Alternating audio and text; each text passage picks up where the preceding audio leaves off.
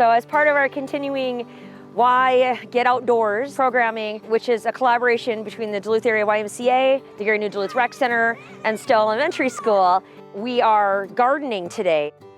This is the Gary New Duluth Rec Center gardens, and we are given 3 gardening beds that we get to use to do youth programming.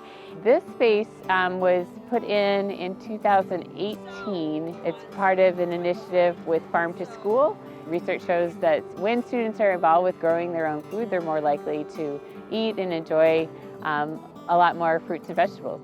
And so we are starting our gardens right now with the kids, and then our youth are going to keep the gardens going all summer, weeding and watering. And the food that's grown in the gardens is given away on Fridays for our food distribution. And so we're in a food desert out here in Gary New Duluth, and this is a way to get fresh produce to our neighbors. We're planting corn and beans, and also some squash as part of a Three Sisters garden that they'll be incorporating. I think youth really need to know where their food is coming from.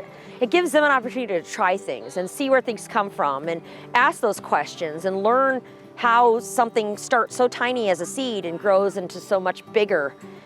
For kids to be able to learn how to grow something and be sustainable and be able to grow this for their family is a really powerful thing. I remember the first time that students were harvesting potatoes and didn't realize that they were grown underneath the ground. We're teaching them depth of sow and how long it takes to grow some of the different types of seeds, what kind of vegetables grow in this climate.